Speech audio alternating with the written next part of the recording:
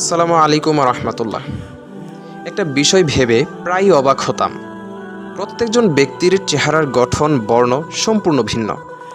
কারোরটা বা খুবই আকর্ষণীয়, আবার কারোরটা বা নিজের কাছেই একেবারেই অপছন্দনীয়। কিন্তু কেনই বৈষম্য? সৃষ্টিকর্তা কি কখনো বৈষম্য করতে পারেন? এই চিন্তা প্রায়শ ঘুরপাক খেত আমার এলো মাথায়। এর উত্তর কোথাও খুঁজে পাইনি।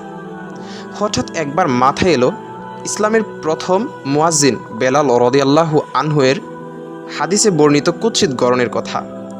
ওই বিভিন্ন হাদিসের মাধ্যমে আমরা জানতে পারি বেলাল রাদিয়াল্লাহু আনহু দেখতে খুবই কুৎসিত গড়নের ছিলেন, কিন্তু সেই একই হাদিস দিয়ে জানতে পারি ওনার ভেতরটা ছিল রোদ ঝলমলে নীল আকাশ কিংবা পূর্ণিমার চাঁদনিতে ঝলমলে সুন্দরের চেয়েও অধিক সুন্দর। প্রকৃতার্থেই মানুষের ভেতরের এই সৌন্দর্য মানুষের দেহের বাইরের গড়ন, রূপ, যৌবন সকল কিছুকেই হার মানায়। আশ্চর্যজনকভাবে আল্লাহ আজ্জা ওয়াজাল আমাদের সেই দিকটাকে সুন্দর করার মতো ক্ষমতা দিয়েছেন। কি দারুণ!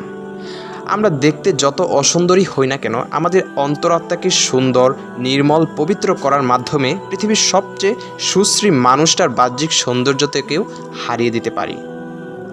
এটা কোনো পথ্য ব্যবহারে 1 মাসের ত্বকের রং উজ্জ্বল করার অফারের চেয়ে কোন অংশে কম, বরং ঢের বেশি। পবিত্র কুরআনে আল্লাহ আজ্জা ওয়াজাল বলেন, যে পবিত্রতা অর্জন করেছে সে সফল কাম হয়েছে। এখানেও আল্লাহ এমন একটি বিষয়কে সফলতার নিয়ামক বা সফলতার মানদণ্ড ঘোষণা করেছেন যা কিনা আমাদের নিয়ন্ত্রণাধীন। মানুষ চাইলেই তা নিয়ন্ত্রণ করতে পারে। আল্লাহ তাআলা তো বলেননি যে যার সৌন্দর্য যত বেশি সে তত সফল। এই ভাবনাটি আমার চিন্তার জগতে শিহরণ বইয়ে দিয়েছে।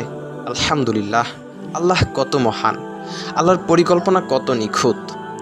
অনেক সময় আল্লাহর অনেক বিধান আমরা বুঝতে সক্ষম হই না, তা নিতান্তই আমাদের জ্ঞানের সীমাবদ্ধতা।